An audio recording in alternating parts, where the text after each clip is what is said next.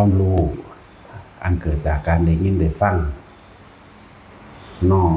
นำเข้ามาเพื่อสิละ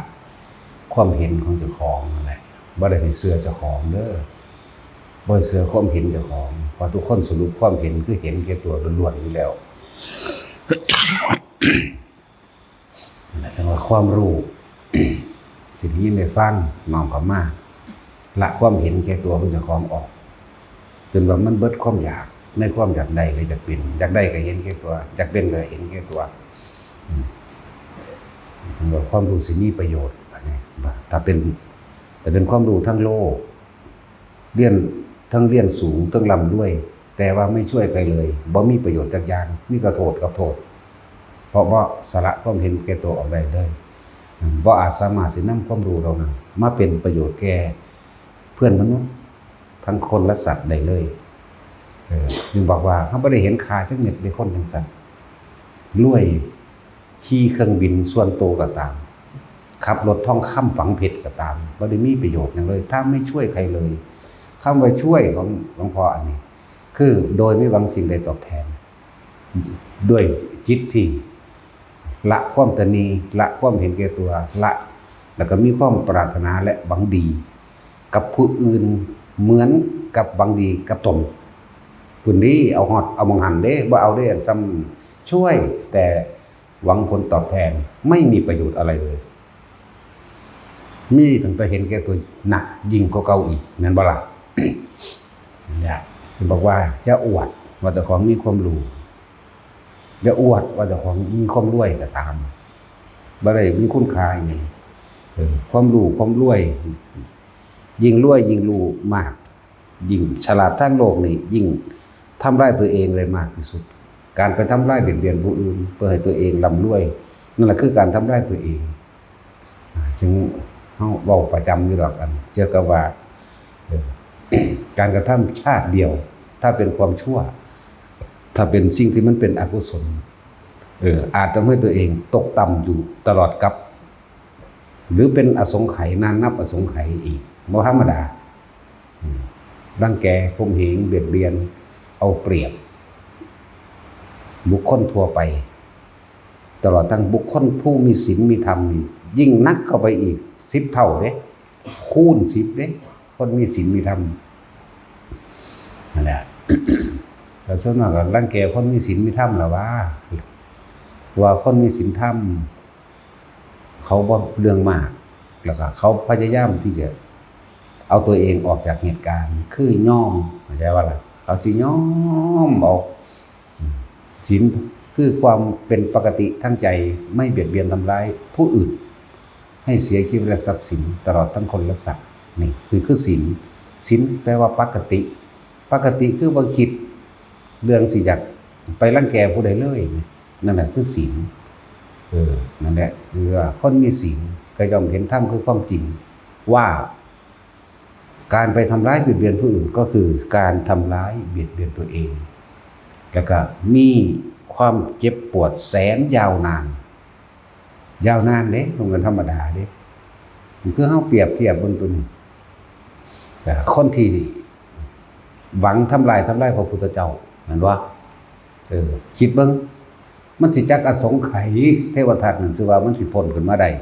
คือเทวทัตเบียดเบียนทำลายพระพุทธเจ้านั่นบ่ล่ะจักอสงไขยอย่ามาเว้าได้ศาสตร์100 ศาสตร์ 1,000 ศาสตร์ ล้านศาสตร์นับบ่ได้ให้เว้าไปเลยว่าจักอสงไขยก็สิครบพระพุทธเจ้าแสนพระพุทธเจ้านั่นบ่ล่ะพุทธเจ้าแสนองค์นี้มันจังสิพ้นจะไปตัดเอาตะปลายมันว่าเมื่อพ้นแล้วพ้นจากอนันตริกรรมอันมหาศาลตัวนี้แล้วจะได้เป็นพระปัจเจกพุทธเจ้าองค์หนึ่งชื่ออติกะปัจเจกพุทธะแสนพระพุทธเจ้าพุ่นจักอสงไขยแม้ว่าล่ะมันกันแล้วบัดนี้กันรังแกเบียดเบียนคือจันทกุมารหลานนั่งอุบลวรรณาลูกลูกน้องกันนี่แหละมันเกิดพร้อมกันมากตั้งแต่เป็นบ่ทันบวชได้โอกาสเป็นบรรลุอรหันต์ที่อาศัยช่วงเพิ่นจังหวะมันแอบเข้าไปลักลี่อยู่ในห้องก็ ต็อปนะก่อนเราคุณสันแล้วก็มาที่ก็เอ็นลงนอนก็ขึ้นปั๊มเอาเลยนะแต่สำเร็จความไฟจนใดออกพ้นไปวิดประตูกุฏินิดหน่อยให้ดินสูบลงเลย นั่นแหละจักอสงไขยคือกันเด่นนั่นนะมันธรรมดาเด่นนะแต่จังว่าความชั่วแม้เพียงชั่วขณะอารมณ์ชั่ววูบแต่ทำให้กลับไปได้รับความทุกข์ทรมานนานนับอสงไขยจึงบอกว่ารังแกเบียดเบียนคนมีศีลคนมีธรรมคนมีศีลเขารู้ว่าถ้าเราไปทำร้ายผู้อื่นสิ่งทั้งหลายที่เรากระทำไปก็จะย้อนกลับมาหาเราอย่างเจ็บปวดทรมานและยาวนานนับอสงไขยก็มีทั้งสั้นละหลายอยู่ตัวกินจะมานาฬิกาเห็นไหมล่ะไปทำทาทองครับเพื่อเจ้าโอ้มันจะแต่งเรื่องดีแต่คือฉลาดแต่ว่าฉลาดมันแท่งเลี้ยวๆนะทำทามานอนวัดเด้ทำทามาทำความสนิทสนมกับพระพุทธเจ้าก็ทำทามานอนวัดคนเขาวัดเพิ่นนี่สิออกสวนออกไปอยากละคนยางเขาวัดเพิ่นนี่สิสวนออกไปตะเช้ากะเวลาไว้ว่าคนมาแล้วเว้ยกูก็สวนออกไปก็ทำทางเฮ็ดยุ่งสั้นเป็นเวลา6 เดือน7 เดือนไปเด้ว่าธรรมดาเด้มันลงทุนขนาดเด้มันได้รับค่าจ้างนั่นแหละมื้อนึงเพิ่นแสดงธรรมอยู่ท่ามกลางบริษัทท่ามกลางเจ้าฟ้ากษัตริย์พร้อมจะไปซี่หน้าพุทธเจ้าล่ะท่านมัวแต่มาสอนผู้อื่นนั่นแหละรู้ไหมว่าฉันกำลังจะคลอดแล้วให้ไปหาที่ทำคลอดให้ฉันด้วยว่าได้อย่ามัวแต่ไปพร่ำเพ้อเจ้อสอนบุคคลผู้อื่นเลยว่าพุทธเจ้ามันบ่ได้แก้ตัวหรือว่าบ่ได้ว่าอย่างนี้เรื่องนี้มีเรา2 คนเท่านั้นที่รู้กันว่าหนักคุยคนทางเสือคักเนาะทางเป็นตาเสือเด้เรื่องนี้มีระหว่างเรา2 คนเท่านั้นที่รู้ความลับซึ่งกันและกันหมดเด้คือเนาะนั่นสั่นแล้วเป็นกระเบาไปในตำราว่าไปอินแปลงเป็นหนูให้มาตรีเทพบุตรนี่แหละแปลงเป็นหนูมากัดเสือกที่เพิ่นเอาผ่าห้องก่อนเด้ในท้องมันน่ะเอาผ่าห้องก่อนแล้วจังก็เฮ็ดเบิ่มคือไม้นี่แหละที่เป็นไม้เราผูกใส่แอวไว้เห็นมันเป็นคนท้องกันนะหนูก็กัดเสือกที่เพิ่นกำลังมันเข้าทางเพิ่นเด้ที่พระพุทธเจ้าว่าเรื่องนี้มีเรารู้กันเพียงแค่2 คนซึ่งเป็นความลับระหว่างเรานะเข้าทางเพิ่นได้บัดนี้เนาะพวกท่านทั้งหลายจงรู้ไว้เถิดนี่คือสามีของฉันเป็นบิดาลูกในครรภ์ของฉันก็เบิ่มไปได้สั่นเวียงไปเวียงมากเสือกมันขาดที่เสือกมันขาดตำราเขียนว่าหนูกัดโดยพระอินทร์แปลงว่าสั่นพระอินทร์สร้างมาตรีมาซอยพระพุทธเจ้าว่าเด้คือมันผูกพอดีเฮาเว้าไปธรรมดานี่แหละเฮาบ่ต้องใส่ดิบใส่เดชแหละมันผูกพอดีมันทบบ่ดีเนาะนั่นซั่นแล้วมันก็หูไปหูมาได้ว่ามันผูกทบไว้มันก็หลุดออกตัวบัดนี้ปุ๊กลงตลาดเขาก็จับได้ที่บัดนี้เลยผู้นั้นผู้นี้ก็ตีนฟาดซึ่งที่พอหาคนนั้นก็ตีนฟาดนะก็ตบเอาแดงแล่นหนีออกจากพ้นออกจากหน้าวัดก็ให้ดินสูบลงนั่นน่ะทั้งสั้นแล้วแต่ว่าบ่ได้เป็นห้อยใหญ่คือเทวทัตสูบลงไปแล้วพอแต่เป็นหลุมบุบๆตึกเด้เท่านั้นบ่คือของเทวทัตนั่นน่ะสิห่างจากเชตวันอยู่ประมาณ1 กิโลแล้วก็เป็นบ่อน้ำใหญ่พร้อมน้ำใสแก๋วเลี้ยวเห็นฮอดพื้นแต่บ่มีป่าบ่มีสัตว์ต้นไม้ได้ก็สร้างที่อยู่ใกล้กันนั่นแห้งตายเบิดมันธรรมดาเด้แล้วเดี๋ยวนี้ก็เป็นจังซั่นล่ะไปเบิ่งเอาเฮาก็บ่เคยเห็นเราทั้งเว้าไปจังซั่นล่ะบ่มีสัตว์จักตัวได้ในหั่นนกตัวใดมีกรรมต่อกันไปกินน้ำตายซะแงกๆลงเลยเด้ธรรมดาเด้เป็นเท่านี้แหละถือว่าบ่มีสัตว์อีหยังขยาดเลยเห็นแล้วนั่นแหละอนุภาพสารเลวเป็นจังซั่น ว่าเฮาด่าถูกกูจะเอาไปขามันตื่มซ้ำหน้า บ่ได้ว่าแตาด่าเด้บ่ได้เงิดเด้บ่ได้เกี่ยวเด้กับกษัตริย์กษัตริย์กูก็เป็นคือกัน จังซั่นแหละ ถึงบอกว่านี่แหละหัวก็บ่แม่นของสูงตีนบ่แม่นของต่ำเด้อส่วนอยู่ที่การกระทำอันออกจากความรู้สึกแห่งตนคือใจเข้าใจบ่ล่ะหัวบ่ได้แม่นของสูงเท้าก็ไม่ใช่ของต่ำจักว่าล่ะการกระทำต่างหากสิฮู้ว่าดีหรือเลวสูงหรือต่ำก็ดีแต่ว่ามันออกจากใจออกจากใจออกจากความรู้สึกนั่นแหละทั้งว่าพวกเฮาทั้งหลายจะเข้าใจว่าตัวเองมีความรู้มากใช้ประโยชน์อันเกิดจากความรู้ของตัวเองนี่แม่นบ่ล่ะทั้งฆราวาสทั้งหลายเจ้ามียศหยังเจ้าประกอบอาชีพค้าขายหยังร่ำรวยหยังแม่นบ่ล่ะแต่ในความร่ำรวยและความรู้ของเจ้าสร้างประโยชน์หยังนี่ต่างหากส่วนมากมีแต่ส่วนตัวคือเห็นแก่ตัวล้วนแล้วแต่เป็นเครื่องทำลายตัวเองสังหารตัวเองนั่นบ่ล่ะหมู่ภิกษุสงฆ์บาดนี้อย่าเย่อยิ่งได้ว่าเจ้าของจบปทนั่นบ่ล่ะอย่าว่าเจ้าของจบทำเอกจบปทเก่าเนาะเป็นเจ้าคุณเป็นหยังพระคู่พระขี่นั่นบ่ล่ะสิได้ประโยชน์ที่เจ้าสร้างเจ้ามาเอาของผู้อื่นเด่นนี่แล้วจังซั่นแล้วมาหาตัวคนกินบ่มาตัวเอาเงินคนบ่แม่นบ่ล่ะอาศัยความศรัทธาของพุทธธรรมสงฆ์กับใส่เล่ห์เหลี่ยมของตนเองจบตะกี้คนจบปทจบมหาเฮ้ยมันแห่แหนกันว่าซั่นเนาะสิได้ประโยชน์เขาสร้างมันเป็นบ้าย่านตะกันบ่ได้บุญซื่อๆแล้วพากันแห่แหนไปเนาะซื้อเขาตัวเอาเงินเอาทองซั่นบัดนั่นเขาคงทุกข์อยู่แล้วแทนที่สิหาปัญญาให้เขาหรือเฮ็ดอันใดนึงที่ซอยให้เกิดเขามีความสุขบ่ว่าภายนอกและภายในตัวนั่นล่ะสุขสงบอันเกิดจากการได้ยินได้ฟังธรรมได้ยินได้ฟังเกิดความเร้าใจเกิดความศรัทธาเกิดความเห็นตามความเป็นจริงได้นี่ทางใจส่วนทางกายอันใดมีพ่อซอยเหลือคนทุกคนอย่างเลยซอยตัวเนาะเนี่ยให้มันเป็นรูปธรรมไปกันสั่นแหละถึงบอกว่าอย่าเย่อหยิ่งหมู่ภิกษุสงฆ์ก็ว่าแต่ของเรียนจบสูงเรียนจบเก่งโตผู้เดียวคอรอมากเลยแบกตำล่ามากแม่นบ่ล่ะแบกตำล่ามากเลยเนี่ยแล้วก็แบกความคิดเห็นของเจ้าของมาเนาะเที่ยวไปตามสำนักต่างๆไปถามถ้ำล่องพุ่งนะโอ้บ่แม่นดอกว่าดิบ่สู่กู แล้วก็หนีไปสำนักนั้นอันนี้ก็บ่แม่นอีกก็สำนักก็บ่แม่นอีกบ่คิดออกเลยว่าเจ้าของท่านได้สร้างประโยชน์อย่างเช่นนี้จากสิ่งที่เข้าใจว่าตัวเองรู้ตัวเองเห็นเนาะ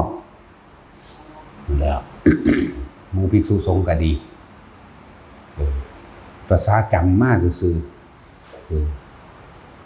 มันสั่นแล้วใส่มันเป็นประโยชน์กับมันเป็นเด้พวกนี้ใส่มันเป็นโทษมันก็โทษคือบักขนาดนักคือกันเด้นั่นแล้วทั้งว่าบอกแต่ละคนไว้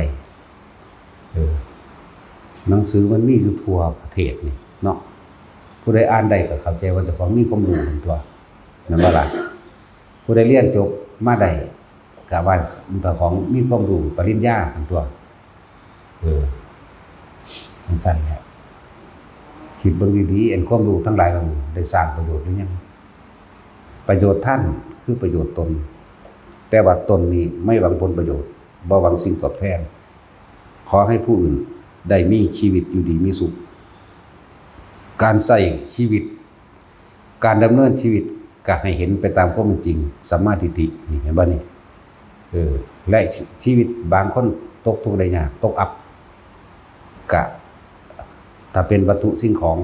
เฮาก็ซอยทางวัตถุสิ่งของแต่คนรวยก็ตกอับได้เหมือนกันปัจจุบันนี้คนรวยมันบ่ทุกข์บ่คนรวยก็หาบัดนี้ ส่วนว่าคนรวยๆเขาถูกใจบ่ฮู้จักทางออกถูกบีบรันฟันแทงในปัญหารุมเร้าชีวิตหลายอย่างแต่ว่ารวยอยากหาที่พึ่งทางใจบัดนี้หมู่ภิกษุสงฆ์เหล่านั้นตั๋วเอาเงินเขาก็มีเด้แม่นบ่ล่ะบางพวกก็ไปถือพวกสะเดาะเคราะห์แต่งแก่สะเดาะเคราะห์แม่นบ่บางพวกก็หลายๆอย่างให้เขาจัดนั่นนี่ใส่เงินนี่ไหมนั่นแหละจังบอกว่า ความรู้ของเจ้านั่นน่ะมีประโยชน์ต่อตนเองและผู้อื่นหรือยังมันเป็นความจริงเห็นบ่เล่นเขาหาดีๆดอกเป็นพระครูแน่พระราชแน่พระพรหมแน่เนาะพระยังก็สร้างแมงเด้พุทธเจ้าบ่ได้ตั้งเนาะเฮาบ่ได้สอนเด้พระนั่นแปลว่าผู้ละเด้พระบัดนี้พระละหรือพรหรือแปลว่าผู้มีกำลังรู้จักบ่ล่ะพระพระแปลว่าผู้สละออกแล้วจึงเป็นผู้มีกำลังกำลังอย่างกำลังการสละกิเลสนี่แหละกำลังประหารกิเลสนี่แหละพระผู้เสียสละเด้สละความเห็นแก่ตัวนั่นแหละบ่มันสุดก็ดีมันบ่มีแล้วนั่นแหละพระแปลว่าจังซั่นมันเป็นภาษาไทยเขียนพ่อล่อสระเนาะจังซั่นแล้วพุทธเจ้าว่าได้ว่าพระเด้ภิกษุ เอาฟังแน่มันเทศดูก่อนภิกษุทั้งหลายโลดเนาะบ่ได้ว่าดูก่อนพระทั้งหลายเด้ พูนเวลาเพิ่นสิเว้าผู้นั้นบรรลุโสดาบันสกิทาคาอนาคาละกิเลสได้เท่านี้เด้คำว่าพระบ่มีเด้เนาะ สั่นว่าคือนั้นละนั่นใดละนี่ใดพวกเฮาว่าตั้งแต่บวชออกมาพระโลด จังแม่นหยังนั่นแหละจังหวะแต่ละคนเด้อเยอะๆยิ่งจองห้องหลายความรู้ที่เพิ่นแนะนำให้นี่ล้วนแล้วแต่เอามาละในตัวเองเด้อบ่แม่นเอาไปจำพวกเถียงกันบ่แม่นเอาไปอวดอ้างกันเด้เอาไปละทั้งหมดเลยละความเห็นแก่ตัวของเจ้าของเองละความคิดเห็นต่างๆในชีวิตอดีตที่ผ่านมาจนถึงปัจจุบันละความเห็นในความยึดมั่นถือมั่นว่ากูถูกนี่นั่นแหละจริงๆถามผู้เพิ่นสุดแล้วคือบ่มีผิดพร้อมบ่มีถูกนำบ่มีบุญแล้วก็บ่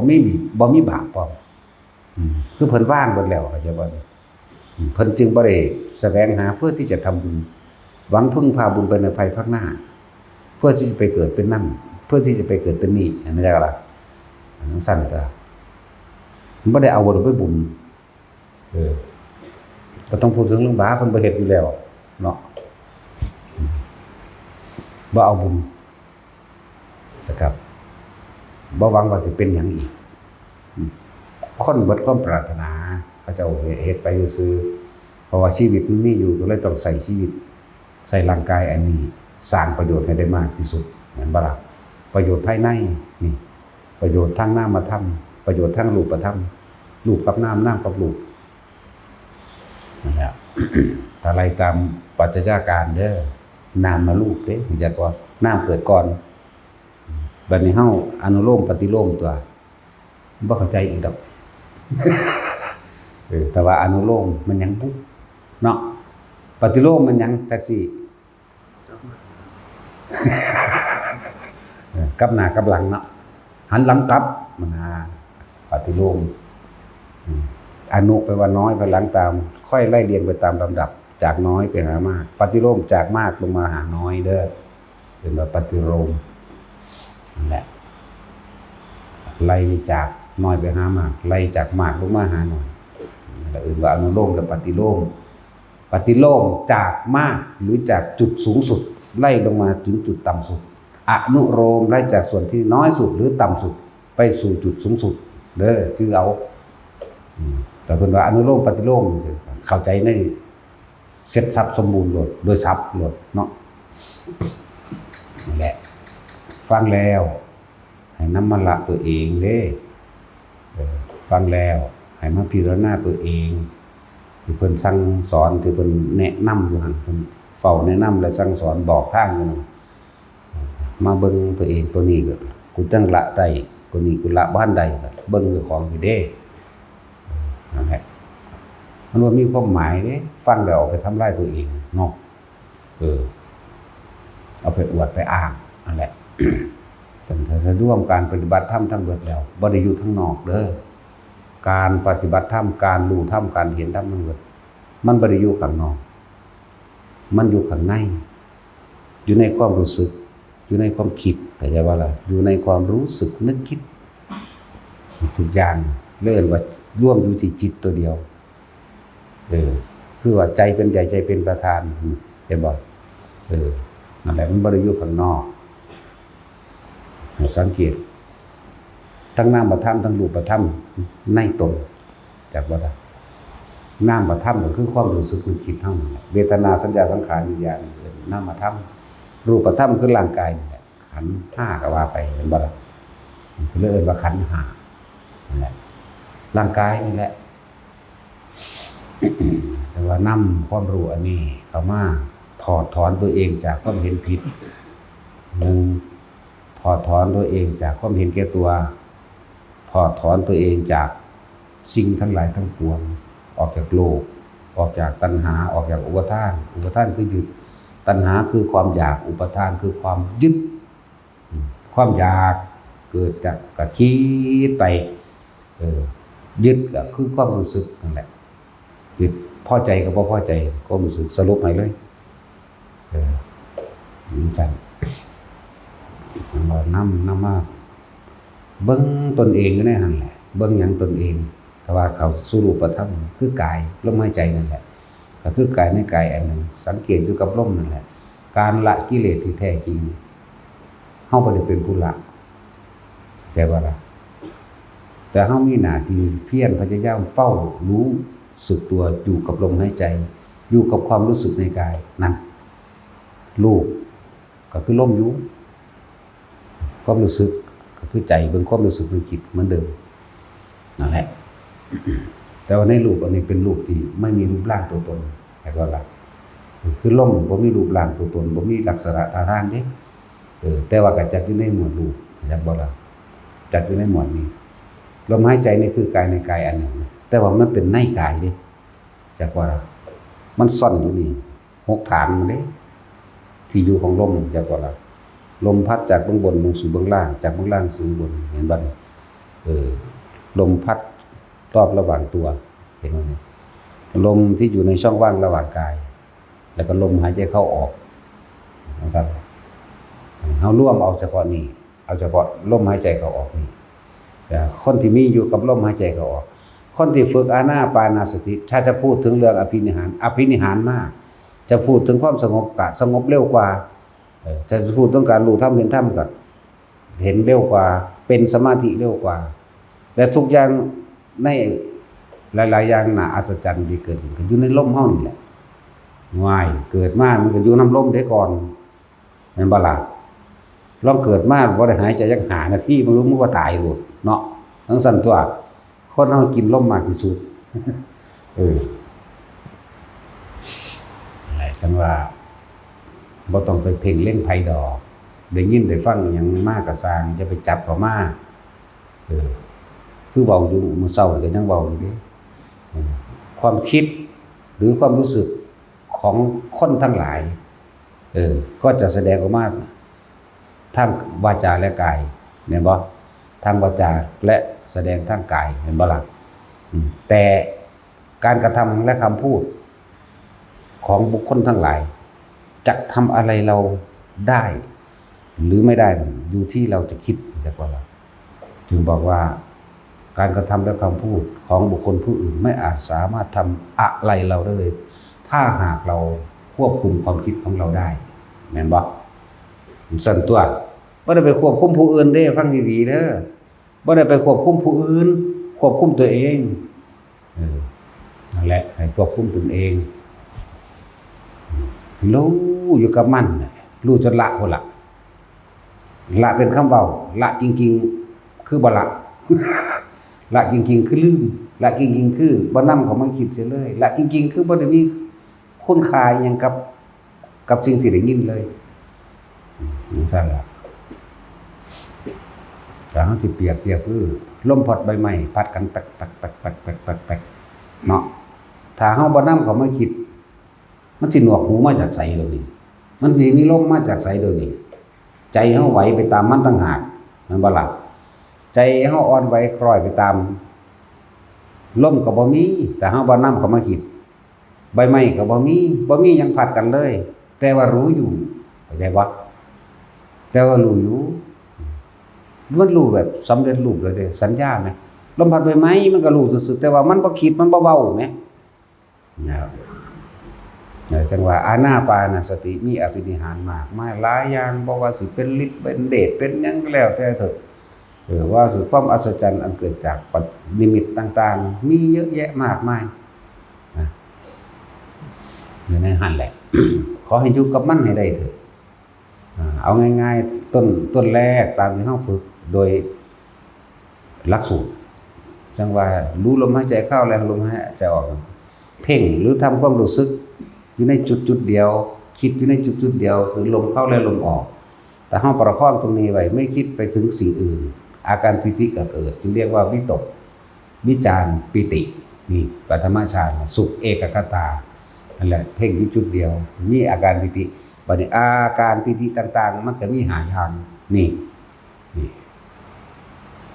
ขุทคาปิติเกิดอาการขนลุกสู้ขาขึ้นมาบางที่ปิติมันแรงเหมือนกับหญ้าคาเกิดตั้งหัวเฮาเป็นแผงเลยก็มีมีสิเว้าเรื่องของปิติก่อนเพียงแค่ปฐมฌานเด้อปฐมขั้นต้นการเพ่งอยู่ในอารมณ์เดียวหรือการทำความรู้สึกอยู่ในจุดเดียวคือจุดลมนี่แค่นี้แต่ว่าบัดนี้ความรู้สึกอันอื่นก็จะเกิดขึ้นนี่เด้อกายเวทนานี่มาจิตนี่เป็นผู้คิดผู้นึกผู้ปรุงผู้แต่งก็ว่าไปหรือกายเวทนาจิตที่ตั้งมั่นดีแล้วมันตั้งมั่นเด่นจักบ่บัดนี้ในปฐมฌานเพ่งอยู่ในจุดเดียวทำความรู้สึกอยู่จุดเดียวคือลมเข้าลมออกปึ๊บต่อที่2เวทนาก็เกิดหมายถึงความรู้สึกทางกายนี่นิ่มๆนวลๆสำหรับพวกเฮาใส่หลักสูตรการเข้าใส่แบบนักเล่นสมาธิไปเลยนะแบบผู้ชำนาญในการทำสมาธิหรือผู้ชำนาญในการทรงฌานเจริญฌานผู้ชำนาญในการทรงฌานเจริญฌานเพื่อให้จิตตั้งมั่นนั่นแหละเอาใส่วิธีเหลือบตาดูไปจมูกตนเองหายใจเข้าหายใจออกอยู่สั่นถ้าจิตมันตั้งมั่นมันบ่คิดถึงสิ่งใดเลยในขณะที่ลมเข้าลมออกเอาสุดๆแค่นี้อย่าตามลมเข้าเด้อฟังดีๆจะตามลมเข้ามันเป็นภาระมันคิดมากเรียกว่าลมถึงคอเย็นอยู่นี่ถึงลิ้นปี่อันบ่ถึงท้องอันบ่บางที่ก็มีความรู้สึกหน้าอกพองขึ้นอันบ่แล้วก็ท้องก็พองขึ้นอันบ่นี่จะคิดอยู่นี่เอาบ่เนาะลมเย็นเข้าไปในโพรงจมูกเป็น1คิดลมเย็นไหมระหว่างลูกกระเดือกข้อเฮานี่เป็น2คิดเห็นบ่หน้าอกพองขึ้นเป็น3คิดถึงลิ้นปี่เป็น4คิดท้องพองขึ้นเป็น5คิดบัดนี้ลมออกอีกเด้บ่ธรรมดาเด้มันพองขึ้นแล้วมันแวบลงเป็นเท่าใด6คิดแล้วนี่แวบมาเลยลมไหลออกมาไหลขึ้นมามันเป็น12หรือ16พุ่นล่ะว่าแต่12พุ่นล่ะมันนำหอดลมนึงมันจักความคิดบัดนี้ความคิดเฮาต้องไปจดไปจอไปติดแต่ละอันเป็นลำดับเนาะนั่นแหละจังว่าบ่เอาเฮาใส่วิธีการเทคนิคหรือความชำนาญเทคนิควิธีทำให้เกิดขึ้นง่ายแหละเอาเว้าเรื่องปิติต่อถ้าเฮาอยู่บัดนี้เว้าโดยทั่วไปซะก่อนอธิบายคนเข้าใจทั่วไปโดยหลักการจะเกิดขึ้นได้นั่นแหละบ่ท่านได้เว้าระบบเทคนิคของเฮาบ่ท่านได้เว้าเรื่องหลักสูตรเฮาใส่กันเว้าโดยทั่วไปถ้าคนประคองอยู่กับลมหายใจเข้าออกปึ๊บขุทกาปิติอาการขนลุกขนขี้ลุกสู้ขึ้นถ้าปิติแรงผมนี่ตั้งสังหลังเลยหน้าก็หยาๆช้าๆหัวก็เป็นคือเส้นผมเฮาปั่นหญ้าข้าวสังหลังซึ้งลึงตึงเขาเลยเด้วืดพร้อมนั่นเลยเวทนาเขาจะว่าวิตกวิจารปิติสุขปฏิกายเวทนามีเว้าเรื่อง กายเวทนาทางกายตัวนี้มันเกิดขึ้นนั่นแหละว่ามันเป็นสมาธิแล้วเป็นคณิกะสมาธิก็ว่าไปถ้าบ่คิดหยังเข้าใจบ่ล่ะนั่นแหละนี่คือว่าคุตกะปิติบางนึงขนขี้ลุกขนลุกเวอสู้สั้นขึ้นร่างกายก็รู้สึกหนากระตึงความเด้นี่ก็ขึ้นวืดนี่ที่หนึ่งปิติที่สองบางคนก็บ่เกิดอาการขนลุกแต่ว่ารู้ลมเข้ารู้ลมออกรู้สึกเกิดความอิ่มเอิบในใจจุกอกปึ๊บเข้ามาเป็นคือค้นไห้ได้บัดนี้จริงๆมันบ่ได้ไห้เด้มันบ่การที่มันมีเหตุมันบ่มีเหตุผลที่มาอธิบายได้นี่อันหมายถึงอธิบายแบบโลกคนเฮาต้องเสียใจกับดีใจจังไห้เนาะแต่ว่านี่มันเป็นอุเบกขาจิตมันเป็นกลางจิตมันสงบมันผ่อนคลายจักว่ามันบ่มีความกังวลอีหยังมันเลยตกก็มาหน้ารู้สึกแน่นหน้าอกแต่ว่าบ่แม่นแน่นแบบเจ็บปวดเด้ตึงอิ่มเอิบตึงแน่นแบบอิ่มเอิบแล้วก็มาจุกจอกหลอกข้อเฮานี่เนี่ยก็เอิ้นหยังอันนี้ข้อหอยบ่มีจอกหลอกมองนี่นะนั่นแหละมองนี่แหละคือคนสิให้นี่นะแล้วก็ให้ออกมาเลยก็มีนี่ก็เป็นปิติที่สองมันผ่อนคลายจิตผ่อนคลายจิตไร้ความกังวลมันอิ่มเองมันเป็นเองอันนี้ปิตินี่เป็นเองเบิดบ่มีผู้ใดกำหนดให้เป็นได้เพราะมันคลายจิตอยู่ต้องอาศัยตัวนี้ที่เป็นปิติที่สองเด้อแค่ธรรมชาติหนึ่งเด้นี่ปิติที่สามภารณาปิติอยู่กับลมมองนี่แหละเหมือนเดิมโยกได้บัดนี้โยกจริงก็โยกเฉพาะความรู้สึกก็โยกบางคนก็โยกแบบนี้หน้าหลังเข้าใจว่าล่ะบางคนก็เป็นหมุนเด้หางว่ามันแบบนี้ หมุนนิ่มๆดอกถ้าสิหงายลงเลยก็บ่หงายเด้บางคนก็หมุนควงไปไกลๆก็ตามบ่หงายลงหัวหมู่กระหมูไปเด้ทางบ่ฟาดพื้นนี่เรียกว่าภารณาปิติเด้อมันนี่กำลังอธิบายเพียงแค่ปฐมฌานเด้อบัดนี้ปิติที่สี่โอกัติกาปิตินี่เห็นแสงปุ๊บปั๊บเกิดขึ้นเป็นแสงแปรบขอบตานี่ก็แม่นขอบตานี่ก็มีบางที่ก็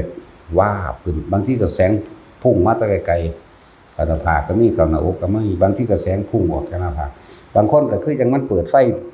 จากหน้าผากลงมานี่เฮาเว้าเรื่องเฮาเป็นพร้อมเป็นคือเปิดไฟอยู่นี่น่ะคืบนึงนี่ก็มีจากบ่ล่ะแค่นี้บางคนก็เป็นแสงอยู่ทางหลังก็มีเด้แต่วันเสือกมองเห็นได้จังใดฮู้ว่ามีแสงทางหลังคือยังเฮาเหลียวเบิ่งนี่แหละเข้าใจว่าล่ะเขียวเหลืองแดงแล้วแต่วันสิเกิดขึ้นเขียวเหลืองแดงขาวนวลเรื่อมประกายพึกแล้วแต่สิเป็นนี่คือปิติที่สี่นี่เพียงแค่ปฐมฌานเด้อปิติที่ห้าเรียกว่าอุพงคาปิติชื่อมันภาษาบาลีรู้สึกว่ามีกายแบบเหมือนกับกายนี่ลอยขึ้นแต่ลอยกับความรู้สึกดอกส่วนมากนะแต่ว่าลอยจริงๆก็ลอยจริงทั้งความรู้สึกทั้งกายจริงๆนี่ก็ลอยได้แต่ว่าน้อยคนบ่แม่นว่าบ่มีกายลอยขึ้นจริงๆแต่ส่วนมากจะเป็นลักษณะเป็นแค่ความรู้สึกลอยขึ้นแต่เหตุเกิดความตกใจนั่นแหละนี่คือประเภทลับตาที่บอกมากที่เป็นลักษณะนี้ประเภทลับตาคนลุกสู้เกิดความตกใจเหมือนกันเพราะมันเป็นไม้มันกึ่งมันว่าธรรมดาเด้ทั้งหน้ากับตึงหยาไปวัดนี่คือเบ้อนั่นแหละนี่คือพวกลับตาจากตกใจนั่นแหละเฮาเปลี่ยนว่าให้มือตาโยกก็เหมือนกันยังก็เหมือนกันพวกลับตาอยากเป็นหลายๆอย่างอยู่นั่นแหละบัดนี้เฮาจึงตัดวิธีลับตาออกจนกว่าจะเฮ็ดทางมื่นตามันชำนาญซะก่อนจังลับตามันจึงค้นหาเทคนิคหาวิธีการต่างๆที่สิเฮ็ดให้คนบ่ตกใจ แล้วก็มั่นคงแล้วก็บ่สงสัยเพราะว่าตามันเห็นอยู่นี่ครับบางที่พวกอันโอกันติกาปิติเกิดแสงปุ๊บมืดตาเบิ่งปึ๊บแล้วเด้โอกันติกาปิติในตำราเพิ่นเขียนไว้ว่าแสงสว่างได้เกิดมันบ่แม่นแต่แสงเด้มันมีนิมิตภาพต่างๆเกิดพร้อมเด้มันเป็นแสงก็มันก็ต้องมีคือลูกแก้วหรือเป็นวงกลมที่เป็นแสงออกมาเลยคือพระจันทร์นี่ก็มีพระจันทร์นวลๆขาวๆก็มีพระจันทร์เหลืองๆก็มีเด้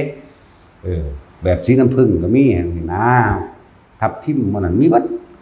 นั่นแหละเลยว่าเป็นแสงนิมิตแสงหรือว่าแม้กระทั่งว่าเป็นภาพเห็นหอดเทวดาหรือเห็นผีหรือเห็นสารพัดจะสิเห็นและนิมิตเสียงก็มีพวกที่ว่านั่งสมาธิแล้วเกิดหูมิงนี่มันเป็นเรื่องของประสาทกายเด้อบ่แม่นนิมิตบ่แม่นอีหยังที่มันมิงอยู่เลยนั่นน่ะจักบ่ล่ะมันเกี่ยวกับประสาททั้งร่างกายน่ะมัน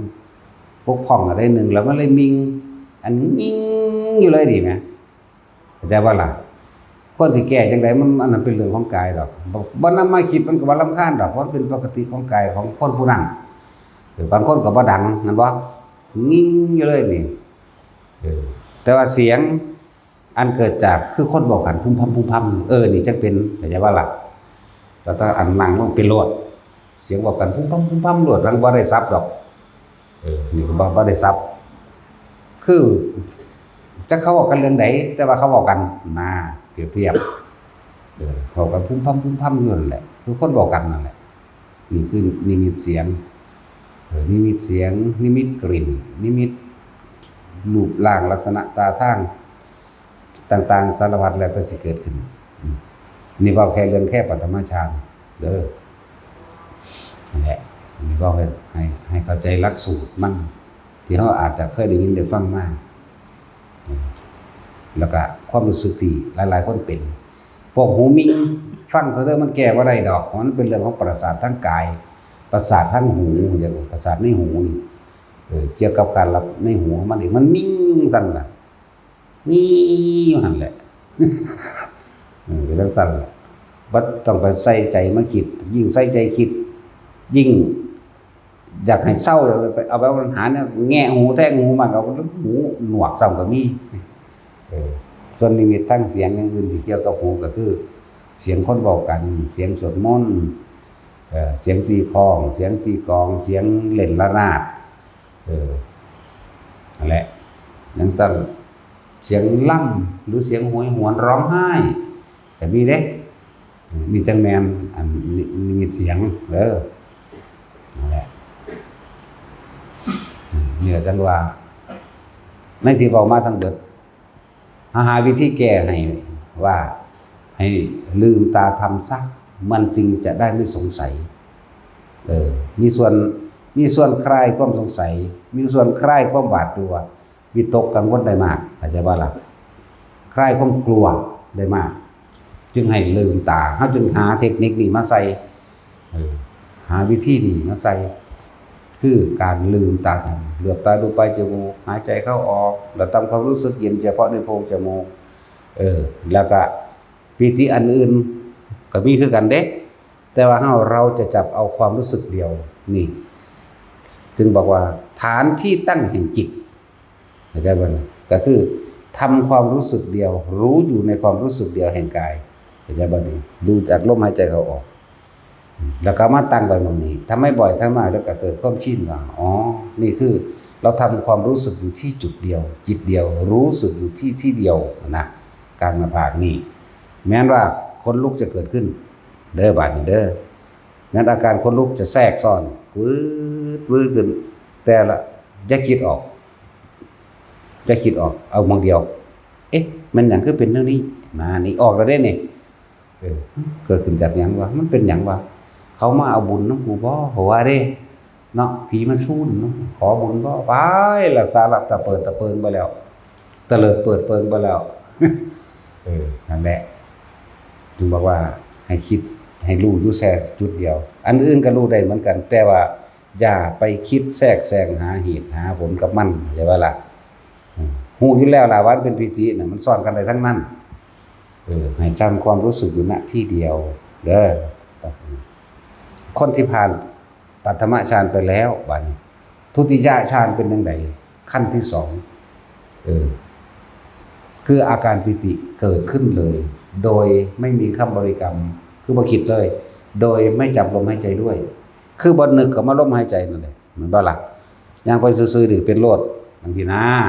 นั่งอยู่ซื่อๆก็เป็นโลดนั่นคือปราศจากความคิดนึกปัฐมฌานมีความคิดแม่นบ่คิดหยังคิดถึงลมน่ะเอิ้นว่าสติก็คือนึกเข้ามาหาลมนั่นแหละเห็นบ่ล่ะนั่นแหละอันที่2มันบ่คิดเด้มันจึงเป็นคนที่ฝึกไปแล้วง่วงๆขึ้นมาโลดขึ้นขับรถปุ๊บนี่มันต้องเป็นของมันได้บัดนี้เห็นบ่ล่ะนั่นแหละที่นี่ก็ได้ว่าให้เอาเฉพาะปิติเดียวความรู้สึกเดียวจุดเดียวฐานเดียวจะออกจากฐานนี้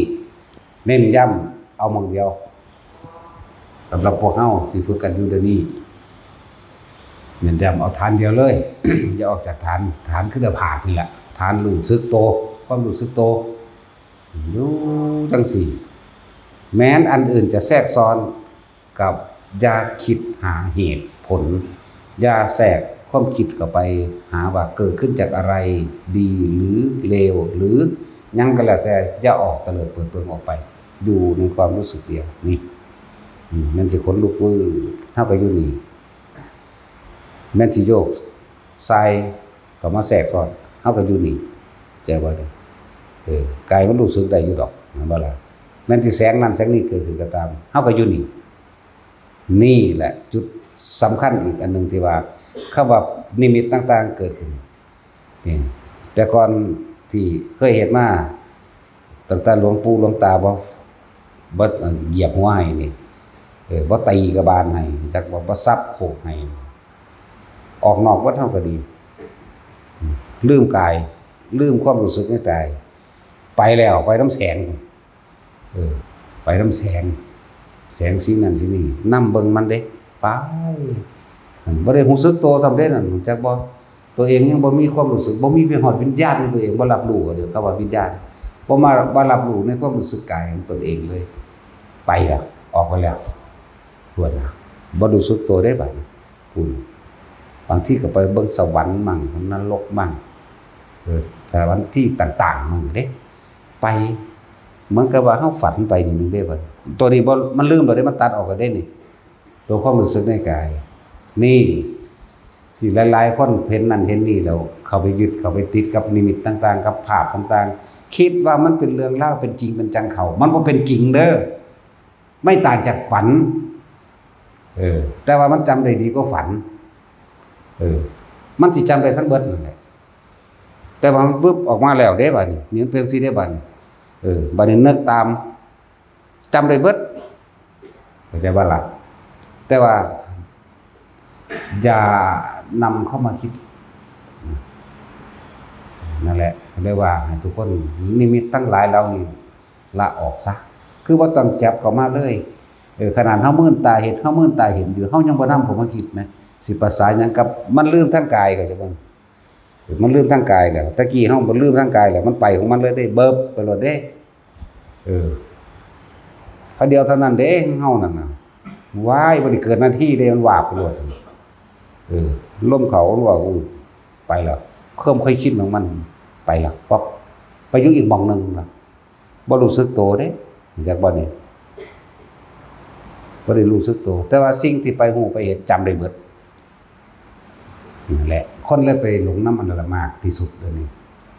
ไปเห็นเรื่องเล่าอันว่าเป็นอดีตชาติมั่งเป็นฮู้จักคนเห็นผู้นี้ตกนรกขึ้นสวรรค์นั้นมีหลายอย่างเลยละบ่เป็นเพราะนำจริงแล้วนั่นมาเป็นจริงเป็นจังเรียกว่าล่ะไม่ถ้าไปเห็นนรกแล้วก็ความสลดสังเวชต่อไปเขาเฮ็ดผิดหยังนอเขาก็มาตกนรกจังซี่นอแล้วเห็นฮอดตัวเองตกพุ่นบาดนี้ความสิสลดสังเวชนี่ขยาดในความอยากของตนเนาะสั่นตัวมันบ่นำมาสอนตนที่ส่วนมากเนาะมันนำมาว่ากูเป็นผู้วิเศษที่หลายกว่าจังนำมาเป็นเรื่องว่ากูเป็นผู้วิเศษกูเป็นผู้รู้กูจักเบิดยิ่งไปรู้ความคิดผู้นั้นผู้นี้ยิ่งหนักเข้าไปอีกเด้บาดนี้ธรรมดาเด้นั่นแหละ มหัศจรรย์ที่ยังนี่นะนับว่าสติก็ดีไปหูคนนั้นคิดไปนั้นผู้คิดแบบนี้มันไปหูไปเห็นฮอดเขาอาบน้ำคนเดียวว่าธรรมดาเลยไปเบิดแล้วมันเป็นไปเบิดล่ะบ่แม่นหูคือเดียวเห็นทีเดียวเว้ยมันเป็นล้านเทื่อคนเดียวตั้งแต่บอกมานี่ตั้งแต่เป็นมานี่จะมาเว้าได้ซ้ำ100เทื่อ200เทื่อนี่ภาษาผู้เป็นกระจอขึ้นทีนึง2เทื่อแบบนั้นแบบนี้ผู้ขี้กูสิยังว่าอยู่กูเป็นล้านเทื่อพุ่นมันสิว่าเฮาบ่ฮู้บ่เห็นบ่เป็นสิได้รู้กูทั้งเป็นบ้าก็สู้อีกปั๊บเข้ากำหนดรู้บางอันได้แล้วเด้นั่นแล้วความหลงมันแม่นความรู้ได้นั่นมันเป็นความหลงได้นั่นจังซั่นมันหลอกเฮาออกไปจนว่าเฮาบ่รู้สึกโตอีหยังเลยแล้วก็ทุกอย่างเก็บมาเป็นอารมณ์อีกเป็นจริงเป็นจังแต่ถือว่าเขาฆ่ากูสินำฆ่ามึงคืนพุ่นแล้วก็ถือว่าพวกนั้นฮักกูนำหามึงแน่ไปจังซั่นเด้นั่นแหละหลงขนาดนั้นเด้ธรรมดานั่นแหละว่าวิธีการละต่างๆคือเข้าว่าเห็นซื่อๆเห็นซื่อๆได้ยินซื่อๆได้ยินเฉยๆเห็นเฉยๆสักแต่ว่าแหละสักแต่ว่าเห็นสักแต่ว่าได้ยินนั่นแหละต้องอาศัยความรู้สึกตัวเด้อจึงจะไม่หลงเข้าไปเข้าใจบ่ล่ะแต่โอ้ยมันเป็นมาบักหลายปีเด้ว่าเป็นน้อยเป็น20ปีได้อันไปหาเห็นนั่นนี่ธรรมดาเด้จนหลวงปู่มันมาแส่ตีเอานอนตอนนั้นนอนคำหัวนี่คำหัวรับตาพร้อมตอนนั้นโอ้ยคุณแบบเป็นเรื่องสวรรค์สันฟ้าแล้วไปเบิ่ง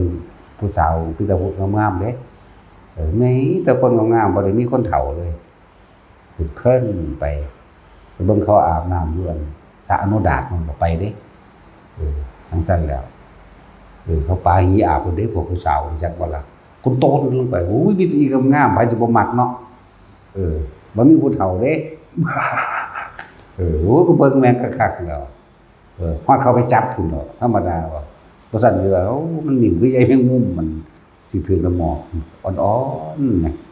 ธรรมดาบ่นั่นแหละมันลงขนาดนั้นแหละเมื่อกี้แบบความจริงมันมาสรุปออกมาดีตะกี้มันจริงจักว่าถ้าเฮาบ่ทันรู้จักหยัง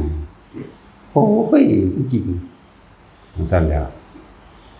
เป็นมาสั่นนานนั่นแล้วทั้งว่านอนบัดนี้นอนแต่นี่แหละ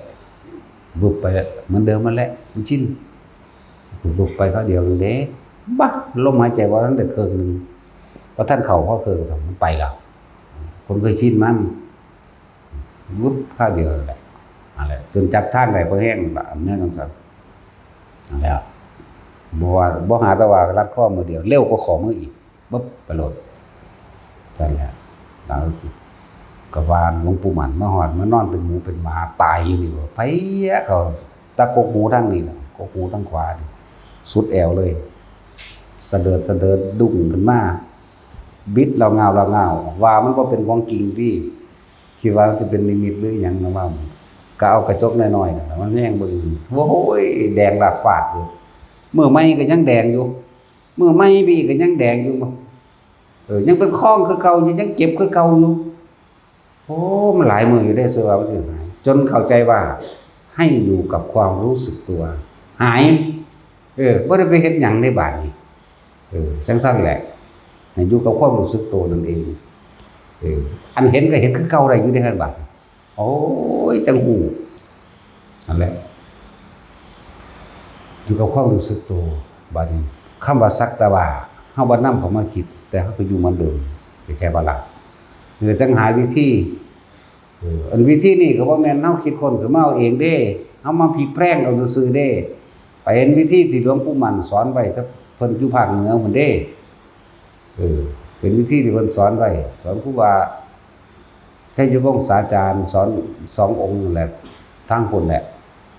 เขาเจ้านับเอาเด้นับมือเด้พุทโธ1พุทโธ2ไปเรื่อยเด้หายใจเข้าพุทหายใจออกโธหายใจเข้าพุทโธหายใจออกพุทโธถึงแล้วตะกี้แล้วก็หายใจเข้าพุทโธ3ครั้งพุทโธพุทโธพุทโธหายใจออกพุทโธพุทโธพุทโธเด้นับนิ้วมือเอาเด้บัด จนกว่าตัวนี้สิเกิดขึ้นอยากว่าล่ะจนกว่าตัวนี้สิเกิดขึ้นเฮามันก็หัวดีเรียนคู่อยู่แล้วเนาะเหลือบลงเอาแมงลงเป็นหยังวะ หาลางคนเอายาหมองท่าเอาเปลี่ยนไปเลยก็มีเด้เขาจำความรู้สึกเข้าใจว่าล่ะแล้วก็มาคิดพอหลวงพ่อเยือนเพิ่นก็ให้กินน้ำเย็นเนาะก็จำเอาความรู้สึกเย็นแบบน้ำเย็นไหมอันเขาเอายาหมองท่าก็เลยว่าบ่ผิดดอกหลวงพ่อเยือนก็เฮ็ดอันเอาน้ำเย็นกับประทานน้ำเย็นบางคนมันนั่นเป็นละท้องปุ้งขึ้นว่าซั่น มันแก่นน้ำมันคือบ่เป็นมันคือบ่เป็นมันบ่รู้จักคำว่าจับเอาความรู้สึกแต่ว่าล่ะ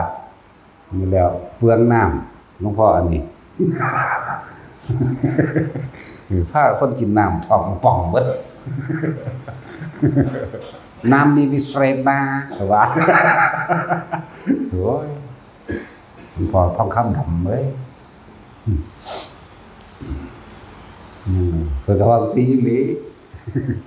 เจอกรรมฐานน้ำเย็นของเราว่า สั่นแล้วเขาให้เพิ่นมาจับกินทีเดียวมันก็จับความรู้สึกได้แล้วล่ะถ้าจะเอาความรู้สึกไว้หั่นได้ทั้งนั้นบ่ผิดแล้วแต่วิธีถนัดไผถนัดมันเลิศหรือเอตทัคคะอยากว่าล่ะเลิศคนละทางอยากว่าล่ะวิธีของไผของมันแต่ว่าละอันเดียวกันนี่ล่ะสั่นแล้ว นั่นแหละเพิ่นให้จับเอาความเย็นวางคนที่เขาฝึกเด้อผู้ใดเป็นยากหลายอย่ามองบางๆเลยว่าจะไปแตะหลายเด้มันแสบตามันลามมาหาตาเด้เอานิดน้อยพี่ขีดสูงกว่าตาขึ้นมาจังว่าบ่ต้องเอาเครื่องคิ้วมันสิแสบตาแต่ว่าอันผู้เว้าให้ฟังกันล่ะโอ้ยสิว่าหนูสิเป็นซั่นเบิดแล้วขอบตาดู มึงท่าหลายโพดพุ่นดอกเอานิดหน่อยพี่เอาแมงกลางหน้าผากพุ่นดอกเลยคิ้วขึ้นไปว่าผู้ไปเห็นน้ำลายเด้อเป็นอีหลีได้บัดนี้นั่นแหละเขาจำเอาความรู้สึกก้มลงรู้สึกก็เป็นว่าซั่นก็นั่นแหละจำเอาความรู้สึกนั้นให้อยู่ในความรู้สึกเดียวนั่นบอกเทคนิคอีกเทคนิคนึงบัดนี้เห็นบัดนี้อาจจะมองท่าเดี๋ยวมันจะไปท่าตาเด้จำเอาบัดนี่อันก็ไปทดลองเฮ็ดเอาตัวผู้เป็นยากจนว่าเฮ็ดฝึกไปฝึกมามันก็เป็นดอกเลื่อนเอาแตะน้อยๆแตะน้อยๆเพราะมันเย็นจักน้อยแล้วก็ก้มลงเหลือบตาเบิ่งปลายจมูกเจ้าของหายใจเข้าหายใจออกมันเย็นอยู่แล้วเดี๋ยวมันก็ขึ้นมาต่อกันเองครับเข้าใจบ่ล่ะมันเป็นสันอีหลีพวกเขาเฮ็ดมาเฮาบ่ได้ทดลองก็จะมองท่าจังซี่ดอกของเขาผิดตะโดนแล้วเนาะเฮานึกซื่อๆมันก็เป็นเด้นึกเข้าสู่หน้าผากมันก็เป็นโดดเด้นึกขึ้นบนหัวก็เป็นหัวโดดเด้นึกลงท้องก็เป็นท้องเลยนี่เย็นแบบก็ทานน้ำเย็นมันก็เป็นโดดเด้นึกนี่เป็นความรู้สึกเด้บ่แม่นความคิดรู้จักบ่วืบเข้ามาจังซี่นี่เอาเว้าเดี๋ยวนี้เฮ็ดไปนำเด้บ่แม่นเว้าซื่อๆเด้เดี๋ยวนี้เฮ็ดไปนำเด้นี่เป็นความรู้สึกนั้นไปนำอันนั้นบ่แม่นเว้าคิดเอาเด้นี่เว้าโดยบ่ได้คิดจักก่อนล่ะนั่นแหละฝึกไปแล้วก็บอกให้ว่าวิธีนี้บ่แม่นว่าเฮาเป็นผู้คิดค้นขึ้นมาหลวงปู่มั่นมันมีในประวัติเพิ่นอยู่เฮาก็เอามาทดลองเบิ่งก็ของมันเป็นอยู่แล้วเนาะบ่ได้นับนิ้วมือยากก็บุญให้ยายจอยบุญนับให้ยายจอยไปนับเอาให้ยายจอยไปฝึกเอายายจอยก็เป็นตึงเบิดโตเด้นั่นตึงตั้งตีนฮอดหัวพุ่นเบิดโตเลยยายจอยนั่นแต่เราบ่มีสมองหยังมันเลยเป็นกันนั่นแหละแต่ก็อยู่จังซั่นล่ะซึ่งลึงอยู่ยายจอยยายคำใดเจ้าของสวนเจ้าของต้นไม้หัวหน้าพรรคคือซั่นครับส่วนพ่อใหญ่นายหัวหน้าก่อสร้างปัจจุบันเราสิเป็นมัตตาลีเทพบุตรจักรลักษณ์เป็นสั่นแล้วแต่จอยอยากไปอยู่น้ำอยู่แต่ว่าเราว่าเฮ้ยไปมันเด้เราว่าถามว่าได้จอยอันเพราะยังไงดมเราตัวบ่หัดบ่ไก่สั่นห่วยเขาสิเจ้าไปสวรรค์นำแล้วจักแล้วให้เป็นนำบ่ว่าน้อยใจเด้ โอ้ยใกล้สิตายเลยจังอยู่ไปคิดเด้อ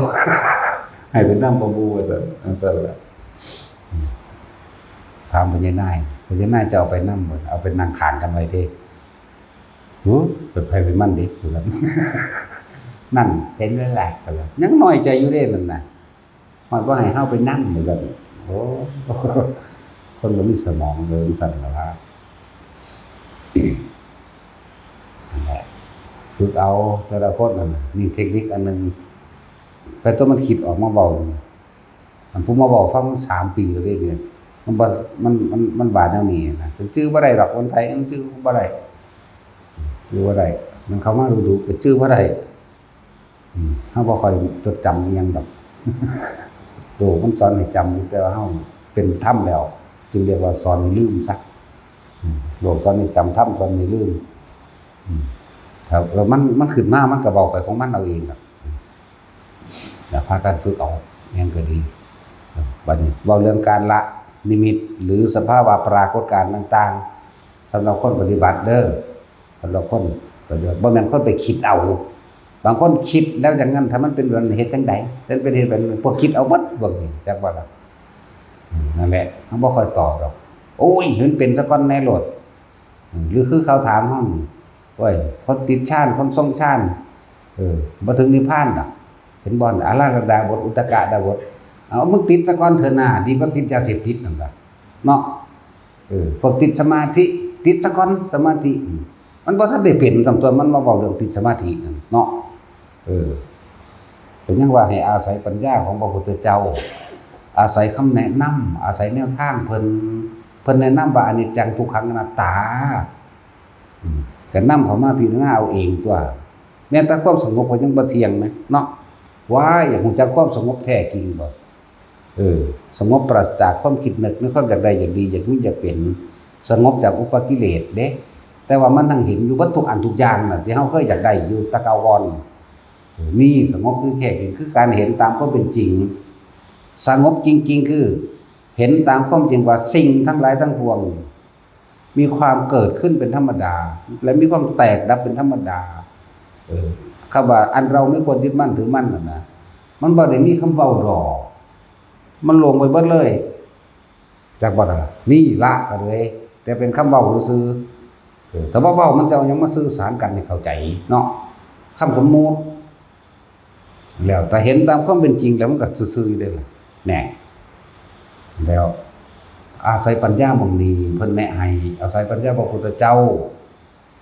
ระหว่างทางหรือการเดินทางเฮานั่นเฮ็ดไปซะก่อน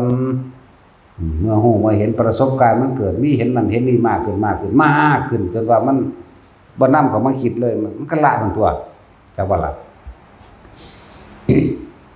พวกหูดับมั่งพวกมิ่งมั่งอันมิ่งนี่ส่วนมากก็เป็นแค่ประสาทหูดอกเด้อประสาทกายอันนี้เด้อบ่แม่นอันมิ่งอย่างนี้เฮาก็เป็นมิ่งอยู่เดี๋ยวนี้ก็เป็นเดี๋ยวนี้มิ่งครั้งเดียวยิ่งอัดทั้งมิ่งคัก มิ่งอยู่จังซี่น่ะอันอัดไว้ดังๆจังซั่นแหละเบิ่งว่านำเข้ามาคิดมันก็แล้วมันสิเป็นอีหยังและการเห็นนิมิตอีหยังต่างๆก็สร้างเห็นดูเข้าจะไปใส่ใจว่ามันเป็นของจริงมันบ่จริงจักอย่างบ่มีหยังจริงเลยแม้แต่เฮาเห็นกันเดี๋ยวนี้ก็บ่จริงขนาดนั้นเด้คำว่าบ่จริงนั่นน่ะมันบ่โดนก็ตายเบิดล่ะเนาะก็เท่านั้นหรือสิก็ยึดเอาถือเอาสิมาพบพ้อกันอีกเฮ็ดหยังแม่นบ่ล่ะนั่นตัวการละจริงๆคือไม่นำสิ่งที่เห็นเข้ามาคิดถ้าคิดมันสิมีอารมณ์เกิดหมดดอกพอใจกับไม่พอใจแม่นบ่ล่ะนั่นแหละเรื่องสักแต่ว่าหรือเฮาใส่คำว่าเห็นซื่อๆได้บ่แค่เห็นแค่ได้ยินแต่ว่าบ่นำเข้ามาคิดแค่เห็นแค่ได้ยินแค่ได้ฟังแค่ได้กินนี่แหมเฮ็ดแค่นี้บ่ได้บ่บ่ได้แล้วเท่าที่แรกก็เป็นธรรมดาเลยก็ต้องฝึกตนเองครับบุคคลก็ต้องฝึกได้พ้นได้หรือสำเร็จได้เพราะความเพียรนั่นแหละเพราะความเพียรความพยายามของตนเองแหละพยายามมากแต่ว่าจะเอาความอยากมากจักว่าเดินจงกรมเป็นธรรมดาแต่ว่าความคิดนั้นจะอยากจักว่านี่ก็เดินไปตามที่มันเดินนั่นแหละ เดินจงกรมทรงฌานเดินจงกรมอยู่ในจุดเดียวอารมณ์เดียวความรู้สึกเดียวจักสิเฮ็ดได้หรือยังนั่นแหละนั่นเรียกมันเป็นชื่อว่าเดินจงกรมแต่ว่าเฮาเดินทำสมาธิเดินทำเพื่อให้จิตตั้งมั่นว่าไปถ้ามันตั้งมั่นดูเขาที่แรกมันตั้งมั่นอยู่เรื่อยเลยของมันเดี๋ยวมันก็เห็นภาพนั้นภาพนี้เขามาพาถ้าเฮาบ่นำเขามาคิดอุปจาระก็เกิดขึ้นบ่ได้ที่จริงมันเห็นอยู่มันมีอยู่มันเป็นอยู่แต่ว่าเฮาบ่นำเขามาคิดจิตก็เลยตั้งมั่นเป็นอัปปนาสมาธิจักว่าจิตตั้งมั่นอันหาประมาณไม่ได้เรียกว่าอัปปะหาประมาณบ่ได้ตั้งมั่นวันบ่วันไหวก็ว่าเรียกว่าอัปปะพอมันทำความเห็นตามความเป็นจริงได้แล้วมันก็เกิดดับเดี๋ยวอันนี้เกิดอันนี้ก็ดับนี่เป็นคำเว้าซื่อๆอันความจริงมันเห็นแต่มันก็เปลี่ยนไปภาพนั้นภาพนี้เรื่องนั้นเรื่องนี้เว้านั้นเว้านี้มีเสียงนั้นมีกลิ่นนี่เด้ความจริงที่เฮาเห็นอยู่น่ะเฮาเป็นอยู่นั่นจักบ่ล่ะ แต่เฮาบ่นำเขามาคิดจักอย่างจักบ่ล่ะนี่พอปัญญามันคำว่าเฮาเห็นตามความเป็นจริงแล้วมันก็แค่เกิดดับเสียงก็เหมือนกันภาพก็เหมือนกันและเรื่องราวต่างๆทั้งหมดเหมือนกันหมดเป็นอนิจจังอนัตตาทั้งหมดมันเป็นของมันจังซั่นนะ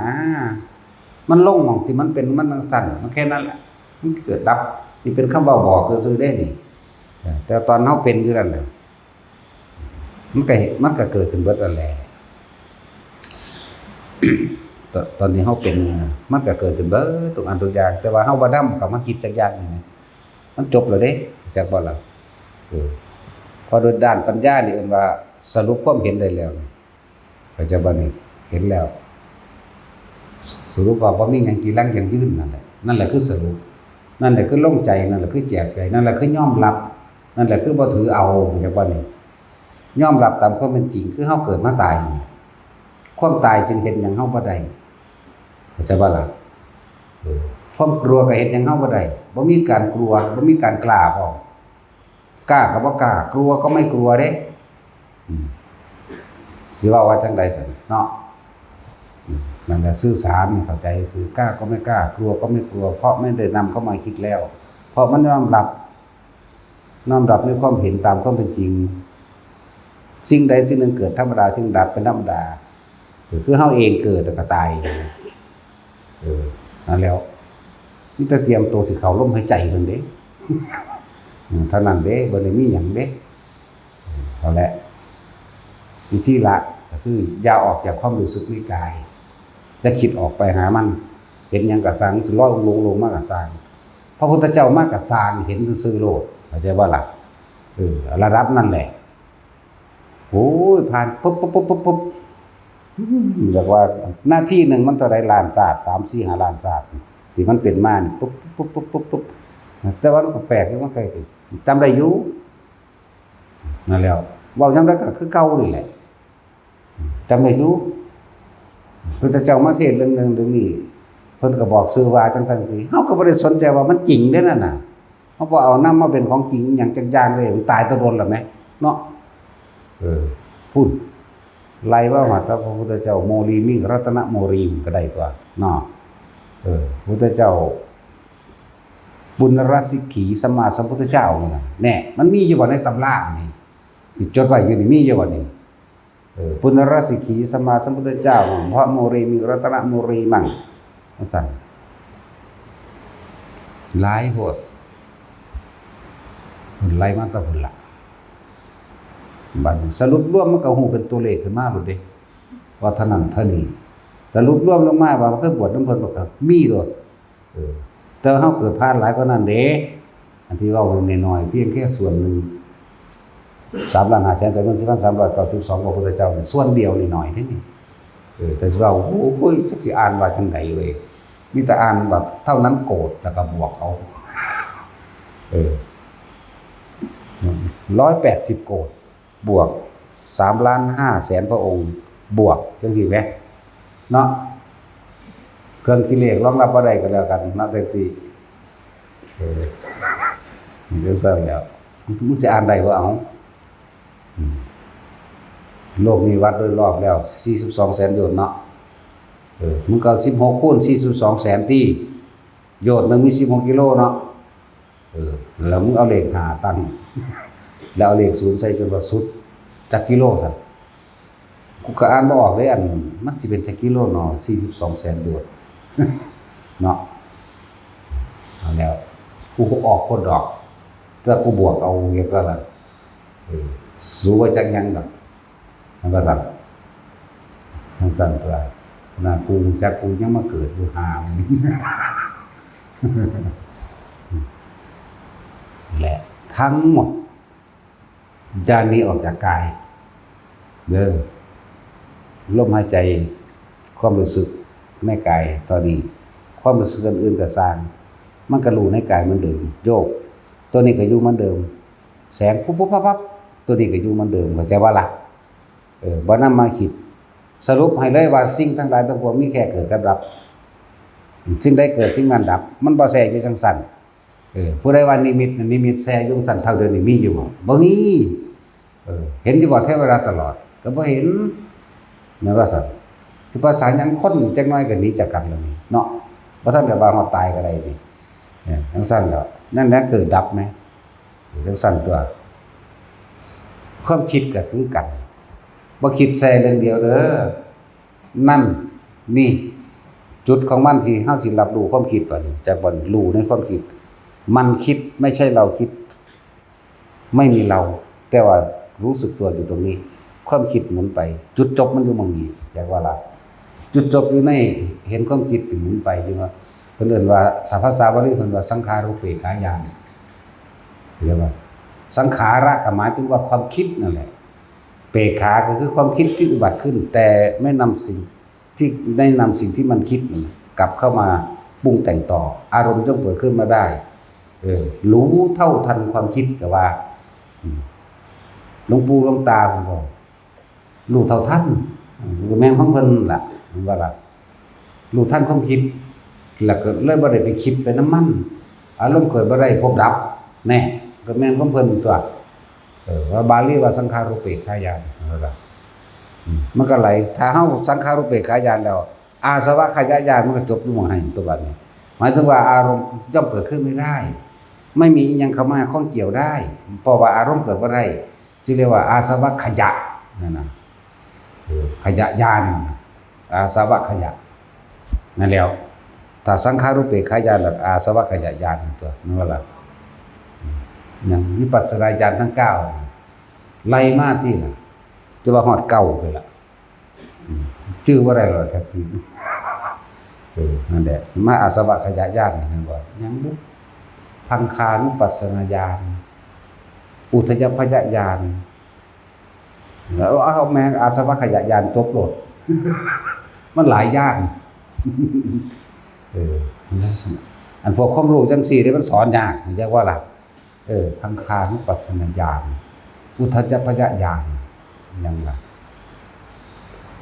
นั่นแหละชื่อว่าไรถึงว่าชื่อว่าไรสั่นก็เห็นความเกิดดับเป็นดุจดังพยับแดดยังสินะเขาแปลว่าอยู่หรอกตะกี้กูทองเก่งอยู่ดิกูเก่งคือยังเล่นตะกี้กูรู้เรียงตะกี้แต่กูบ่รู้มายังจักอย่างดีที่สุดเนาะนั่นแหละแต่ว่าผู้ใดรู้เขาไปปามึงเด้อมันสิคิดหยังบ่มันสิยากบ่มันสิยากบ่หรือคนที่เดินทางไปพุ่นไปพี่เบิ่งดูมันสิเดินแบบใดจึงบอกว่าพวกเที่ยวไปตามป่าพวกไปเที่ยวป่าน่ะจาริกเดินทางไปตามป่าตามเขามันสิคิดถึงจุดหมายบ่หรือมันสิคิดถึงหยังเข้าใจบ่ล่ะกูสิกินน้ำใส่เนาะน้ากูเบิดนี่เนาะบ้าไปบ้านนั้นกันน้าเนาะมันบ่ล่ะมันสิคิดไปจังซั่นเด้คิดหาแตะเสร็จสะแตกเข้าใจบ่ล่ะซึ่งซั่นตัว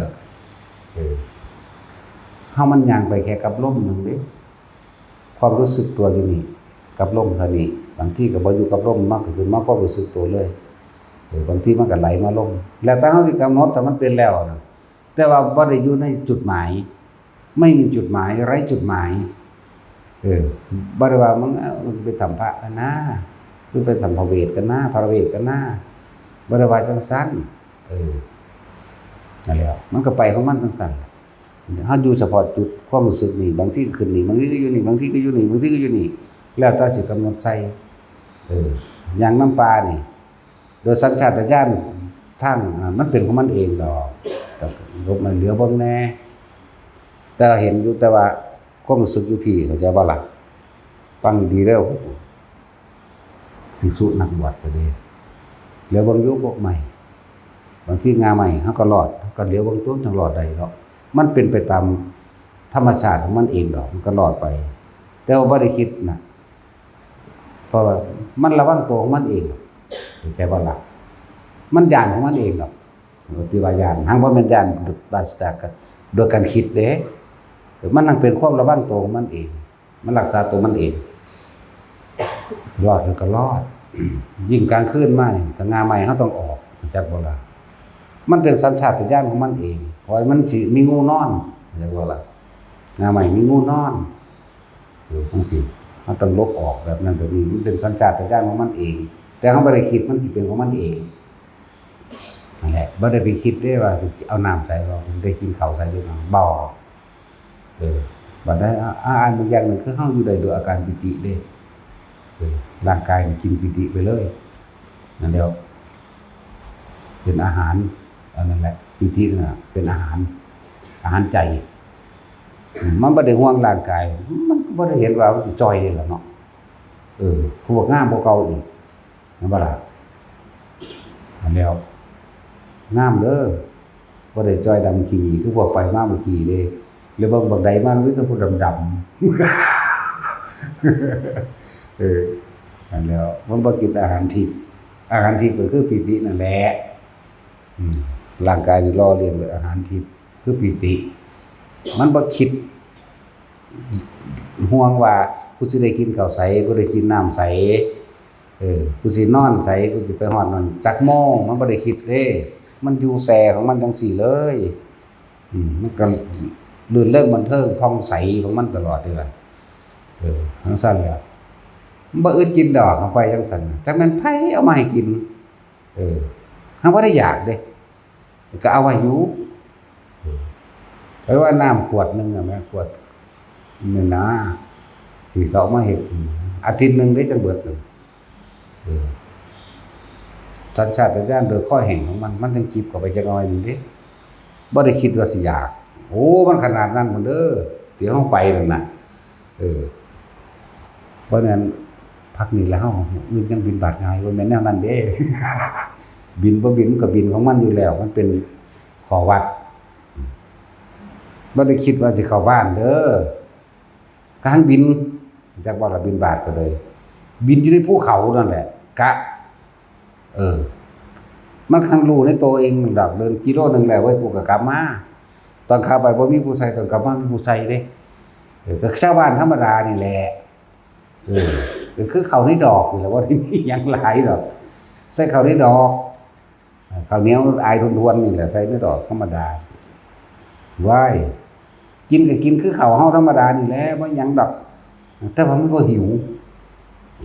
กินแม่งจนเบิดนั่นแหละแต่ว่ามันแปลกประหลาด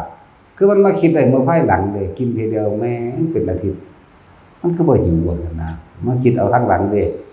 อันนี้แล้ว7-80 กิโลบ่ได้สิไปใส่บาตรตัวนี้เนาะฟ้าตัวบ่ได้ไปใส่จังว่าอีหยังใส่ก็สั่งแม่งดอกเนาะผู้ใดบอกมันอยากใส่นั่นก็แต่บิณฑบาตเป็นกิจวัตรของมันอยู่แล้วครับบ่ได้สนว่าใครสิใส่บ่ใส่แล้วย่างไปของมันคว้าไปนำใบตองน่ะใบตองหลายเด้นั่นเนาะพวกทุดงลำบากพวกจาริกทุดงทั้งลำบากตอนหน้าฝนเด้อหรือจังว่าให้แต่ละคนให้เขาแล้วหน้าสักก่อนจังออกแต่จะไปทดสอบใจเจ้าของเองทดสอบความคิดความรู้สึกเจ้าของเองแล้วหน้าจังบ่ไปพาเขาบ่ไปนั่นนี่กับเขาหรือว่าไปออกพรรษาแล้วเฝ้าไปดอกยุคมันก็เปลี่ยนมาเรื่อยใช่บ่ล่ะเฮาก็ต้องปรับไปตามยุคมันนำแน่ถ้าว่าท่านแล้วครับถ้าส่วนมากก็คือให้ไปหลังปีใหม่จนกว่าจะเข้าพรรษาก็เอาปานใดนะเนาะจนกว่าจะเข้าพรรษามันจักเดือนนั่นว่าซั่น แล้วก็ให้กลับมาก่อน15ค่ำเดือน7เพราะว่าฝนเริ่มลงพายุใหม่ฝนใหม่พายุใหม่นี่กะเวลาให้ทุกอย่างคิดให้ไว้เบิดแล้วล่ะตามประสบการณ์เจ้าของมันลำบากตอนใดมันฮู้เบิดนั่นแหละก็เลยว่าหลังปีใหม่จังไปเขาแล้วน้ำเบิดทุกอย่างก่อนมันก็มันบ่หนาวเกินไปเห็นบ่ล่ะมันเริ่มเช้าหนาวแล้วเด้หลังปีใหม่ไปแม่นบ่ล่ะซั่นแล้วก็กลับเข้ามาก่อน15ค่ำเดือน7มาก่อนจักอาทิตย์นึงหรือนั่นแหละประมาณนั้นแหละพอฝนใหม่ฟ้าฝนมันแห้งคิดไว้ให้รอบคอบเบิดแล้วล่ะอีหยังก็ดีเป็นซั่นแหละแต่เขาสิคิดแบบใดนั่นแหละด้วยคิดแต่สิกินมันทุเรียนนี่ตัวกินทุเรียนหลายมันกินแมงได้บ่ทีละหน่วย2หน่วยโลดมันซั่นแล้วดูตัวกินทุเรียนเล่นตัวนี้เพิ่นไปวัดทำข้องบ่ผู้ลังกาบ่มันฟ้าวมาเร็วแต่บอกให้ขอพรรษาถึงจังมาคิดฮอดพ่อว่าซั่นมาเว้าคิดฮอดแม่มันบอกดอกคิดฮอดขนมที่บ่แม่มันว่าเด้โอ้โหเราบอกเอาใจคือแม่นคิดฮอดหลวงพ่อแล้วมันจักสแตกขนมมันที่มีข้าวปลาที่มันซั่นแหละมันก็เก่งอยู่เด้คือฝึกนอนแบบหมู่นั่นแหละคนบ่เคยไปรู้จักดอกเขาไปมันบ่ได้มีอีหยังเด้มันหลายๆอย่างที่เขาไปประสบพบมาจื้อไว้พวกเห็นนิมิตเด้อบ่แม่นของจริงจักอย่างจะคิดว่าจริงจะเป็นบ้านะมันได้สำนิมิตนั่นอันนี้พวกดับพวกฟูกพวกลมในที่สูงสิก็จะนำเขามาคิดแต่เพิ่นเว้าเรื่องภาว่างมั่งเบิ่งมั่งบ่อยากให้ไปหลงน้ำทรัพย์น้ำเสียงจังซั่นดอกเขาฌานธรรมดากับเขานิโรธสมาบัติโอ้ยเนาะมันเหมือนนิโรธสมาบัติสมาแบกอย่างเดียวนะซ้ำเขาฌานธรรมดานั่นแหละเขาฌาน4ทีละชั่วโมง2ชั่วโมงก็แล้วแต่มันก็คอยสังสมกำลังมันดอกในจังซั่นพากันไปหาเว้าเดินเข้าสมาบัตินั้นอย่างนี้ไม่แต่เขาสมาบัติจริงๆเนี่ยขออีหยังได้อันนั้นในมือนั้นโลดทดสอบจังซี่เด้อผู้ใดไปอวดอ้างว่าเจ้าของเข้านิโรธสมาบัตินั่นขอหยังก็สร้างมันสิได้มือนั้นโลดเข้าใจบ่ล่ะถ้าขอบ่ได้มือนั้นบ่เป็นตามนั้นบ่แม่นพิสูจน์เอาโลดบ่ไปอ้างว่าเข้านิโรธสมาบัติพระอนาคามีกับพระอรหันต์บ่ได้เข้าจักบ่ล่ะขอให้รวยมื้อนั้นก็รวยมื้อนั้นเด้จักว่าล่ะเอาก็เบิ่งตามตำราก็ได้คือจังนั้นพ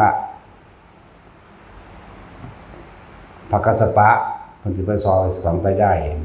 พระอินทร์แปลงลงมาเป็นสองตายายปลอมมา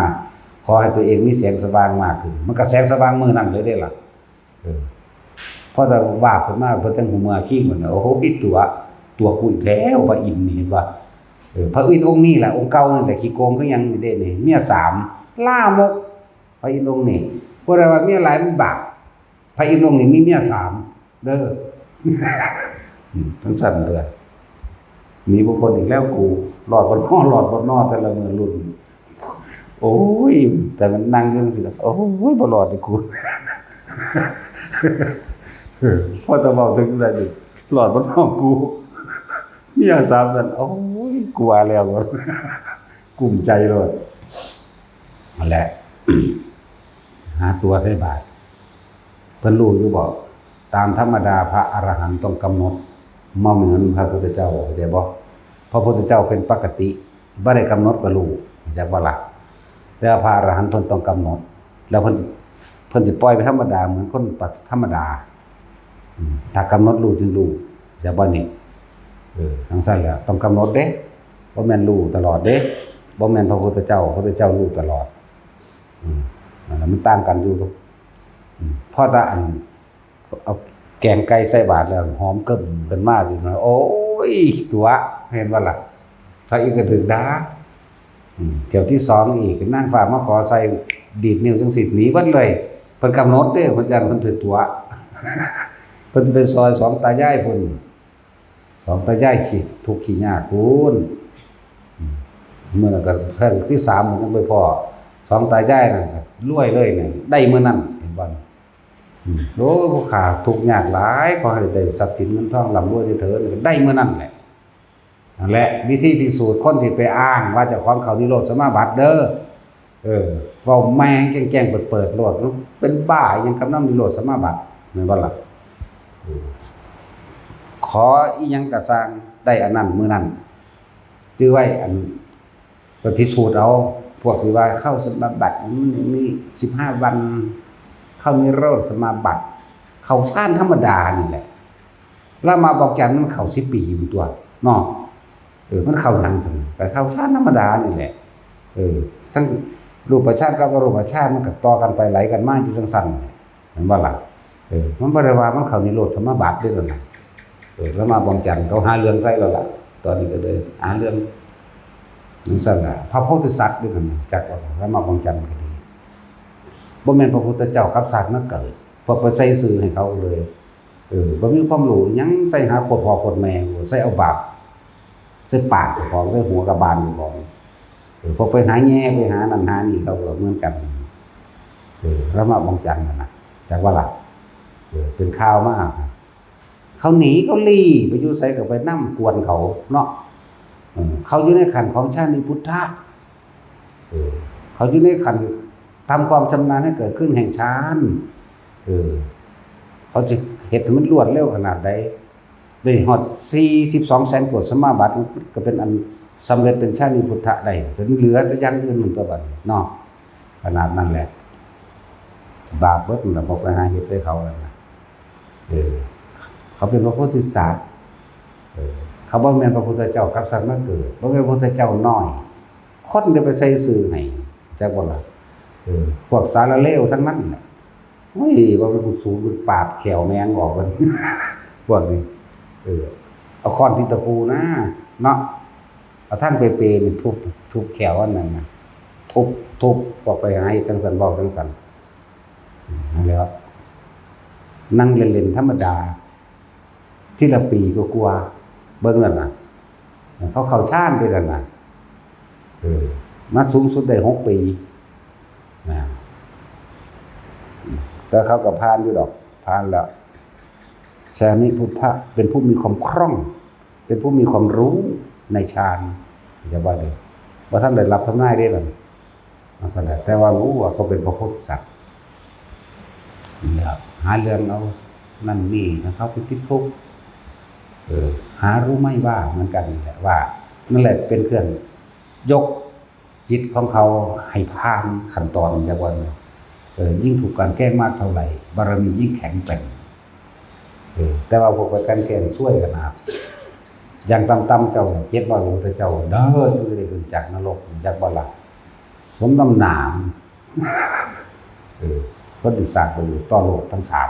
3แต่ดีขึ้นกันมันไม่ดีอย่างหนึ่งไม่เสียอย่างหนึ่งด้วยกันเด้นั่นแหละฟังเอาดีๆได้เลยพวกอ่านว่าจะของเข้านิโรธสมาบัติ7วัน15วันมันไปขอเมื่อนั้นเลยเขาจะออกเมื่อใดสมมุติว่าเขาเขียนกำหนดไว้จะออกวันที่เท่านี้ขอเลยขอได้มันหลายองค์อยู่นี่ล่ะแม่นบ่ซั่นเฮาเบิ่งในตำราแล้วคือพระกัสสปะออกจากสมาบัติ7มื้อสิไปโปรดเอา2ตายายพระอินทร์มากันลัดเอาก่อนพระอินทร์สิตัวแต่ที่2มาพวกนางว่ามาขอจะได้แบบพระอินทร์เพิ่นกำหนดที่ไปสินั่นดีดนิ้วหนีเลยแต่กระเจิงไปเบิดมันสั่นแล้วจังไปถึง2ตายายนั่น2ตายายก็ทำท่าบ่แม่นทำท่าของจริงเพิ่นบ่ได้มีอาหารหลายได้มันมีแต่ข้าวในมื้อนั้นเป็นข้าวที่บ่พอสิอิ่มสำหรับเคยบาปพระพุทธเจ้าความทุกข์ความยากจะเกิดถึงแก่ข้าพเจ้าเด้อขอให้พ้นทุกข์พ้นยากขอให้ร่ำรวยเด้อเถิดนี่รับผลนึกไปจังซั่นไล่ฝ่ายของเล่าเองกับก้อนหินไทยเป็นท่อจังซั่นแล้วก็ได้เมื่อนั้นก็ได้ล่ะนี่บอกวิธีไปหาป่าพวกสมาบัตินะผู้ ผู้ใดอยากรวยไปขอเบิ่งเด้อถามว่าได้ตีปากมันโลดภาษาข้าวชาติซื่อๆมันตัวหาแม่มันบอกเนาะนั่นแล้วเอาง่ายๆก็ได้ ให้ถือแจ็คพอตที่1ร่วมไหลลงมาสู่ผู้ขาผู้เดียวว่าสิเด้อเพิ่นสิไปขออันพวกอ้างว่าเข้านิโรธสมาบัติมันสิเขียนไว้พร้อมนี้วันที่1ถึงวันที่14เข้านิโรธสมาบัติเตรียมตัวไปขอโลดคุ้มค่าแค่นั้นในศาสตร์นี่คุณนั่งฝอตะมือแรกอยู่บ่ฮอด14มื้อดอกพอมันออกมาปุ๊บนี่สาธุผู้ขาถือแจ็คพอตแจ็คพอตมีเท่าใดถือทั้งเบิดคือของอเมริกาถือของไทยจักบ่ล่ะมันทั้งมาดอกมันทั้งได้มาดอกแต่เป็นของจริงนะเด้อพิสูจน์พวกกี่ตัวจักบ่ล่ะได้จริงๆเด้แต่เป็นพระอรหันต์จักบ่ล่ะนอกนั้นมันก็หันลงทั้งไตพุ่นแล้วมันตัวคนดินเข้าไปได้ซุ่มแล้วมันก็ลอยทั้งใหม่ก็มีเด้ลอยอีหลีได้เบิ่งแล้วเฮ้ยเฮ็ดธรรมดาบ่ได้บ่มันสิสร้างคอนเทนต์หาแม่มันบ่เนาะทางภาคเหนือนั่นแหละสั่งหาแม่มึงบอกหาตัวคนเดี๋ยวฟ้าติดตกไกลน้ำแรงเนาะแต่สินั่นแหละทางภาคเหนือจะเป็นลูกสั่นเป็นบ้านน้ำเนี่ยลูกสั่นบอกเลยนั่นแหละแต่ว่าบอกวิธีไปพิสูจน์มีเด้หรือที่เขาเรื่องหลวงปู่เจียกอะไรมันไม่ได้เข้าโดนได้ล่ะเอาผ้าคลุมหัวก็ดึงอยู่เขาเดี๋ยวขอสิโว้ยแต่อีนั่นมันสิไปจักทีจักแดนหยังนั่งพยาบาลนั่นน่ะห้วยอีห่านี่มันไม่อยากรวยเหลือมันจะบอกเขาเอาไหมมันก็บ่จักสิขอหยังหนูขอถูกแจ็คพอตที่1ว่าซั่นแบ่งเงินกันได้ถึงผู้ละ36ล้านนะมันถึงแจ็คพอตรางวัลที่1ของเขานั่นน่ะมาเล่หรืออย่างนี้ละแล้วทนไปพุ่นเด้ไปถึงรางวัลที่1มันถึงมาแล้วมันก็แบ่งเงินให้ผู้ละครึ่งอีหลีเด้มันก็ใส่เต็มยามสุดได้แล้วโว้ยได้แล้วโว้ยไปแล้วกวนก็ยังนี่เด้ธรรมดาเด้ตึ้งเซ่พ่ายกระเป๋าเงินคืนกูได้แล้วโว้ยเฮ้ยมึงอย่าบอกมึงตาบอดแล้วโว้ยว่าเด้นั่นจังแม่นแล้วก็ล่ะคือเขาเจ้าพิสูจน์กันนั่นน่ะเขาเจ้าบ่ได้เข้ารู้ปานนั้นดอกมันก็ต้องมีเหตุอันใดอันหนึ่งซะก่อนตัวที่สงเคราะห์ซึ่งกันและกันโดยมันเข้าเอาบอกวิธีพิสูจน์เด้อถ้าเขาเขียนไว้จะเข้านิโรธสมาบัติ14วันห้ามรบกวนนั่งเฝ้าเอาแมงอยู่หั่นแหละวิธีพิสูจน์นั่นจอบจนอยู่หั่นแหละแต่มันคุ้มค่าคือหยังนี่เด้แต่มันนั่นน่ะมันเป็นของจริงมั้ยแต่มันเป็นของจริงกันบ่ล่ะขอให้ได้รับแจ็คพอตของอเมริกาแจ็คพอตของไทยแจ็คพอตของนี่ได้อีหลีถ้าเป็นของจริงเด้นั่นแล้ววิธีพิสูจน์ทำอะไรตบปากบ่หลดตัวกูหาแมงบ่หลดอีหลีนั่นแล้วคุ้มค่าครับเอาศาสตร์ชีวิตนี่เอาถ้าได้หลายปานนั้นตาเอาไปเฝ้าเอาอยู่หั่นแหละสมมุติว่าเขาเขียนจากวันที่เท่านี้ถึงวันที่เท่านี้ไปเฝ้าเอาแต่2มื้อโลดเนาะเฝ้าแมงอยู่หั่นแหละกินนอนอยู่หั่นเลยกึ่งตาจอบมันสิออกมาเป็นว่าลงที่ละเอียดเรายังเอาไว้อ่อนๆกึ่งตาเด้กึ่งตาจ้องภาพพระ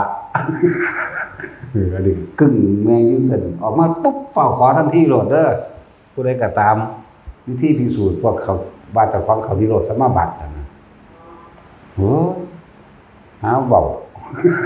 แนวจังซั่นและเป็นวิธีพิสูจน์อีกอันนึง